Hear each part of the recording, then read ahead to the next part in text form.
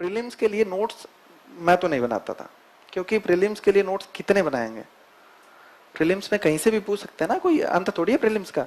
तो प्रीलिम्स के लिए नोट मैं नहीं बनाता था। अगर किसी को लगता है कि वो उसे बनाने चाहिए तो टाइम बहुत ज्यादा लगेगा, बना सकता है, मैं बाइंड नहीं कर रहा किसी को, लेकिन प्रीलिम्स के लिए नोट्स नहीं बनाया जाए तो ही ठीक है ना।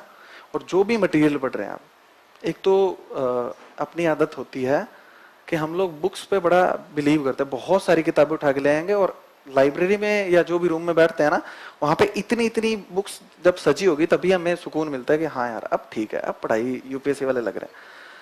तो ये बहुत ही गलत चीज है। बुक्स लेके आओ आप बहुत ही कम, एक तो सारी एक साथ मत लेके आओ कि सारे सब्जेक्ट एक साथ ले और पढ़नी स्टार्ट कर दी, वो बर्डन फील होता है कि इतनी सारी बुक्स है कैसे कंप्लीट हो गई। आपने ज्योग्राफी स्टार्ट किया, ज्योग्राफी की बुक्स लेके आओ या नोट्स लेके आओ, आपकी कोचिंग के हैं तो उनको कंप्लीट करो पहले, और एक रीडिंग मारते ही दोबारा दूसरी रीडिंग मारो, क्योंकि एक रीडिंग मार के आपने पॉलिटी उठा ली, 15 दिन पॉलिटी में दिए, ज्योग्राफी खत्म, है ना।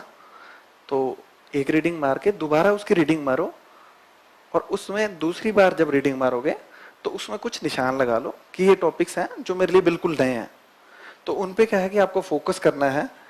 उसके वो टॉपिक हैं जो आपको बिल्कुल भी नहीं आ रहे, उनके आप नोट्स बना सकते हो, क्योंकि जो आता है उसके नोट्स बनाना सही नहीं है, क्योंकि वो तो आपको आ ही रहा है, उस पर आप दोबारा लिख रहे हो, टाइम वेस्ट कर रहे हो, है ना।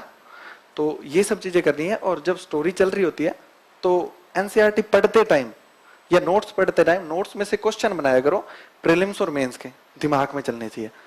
जैसे आप बौद्ध धर्म पढ़ रहे हो तो लास्ट में सिर्फ इतना सा आएगा कि भारत की जमीन पे बौद्ध धर्म लुप्त हो गया और यहीं पे ही जन्मा था।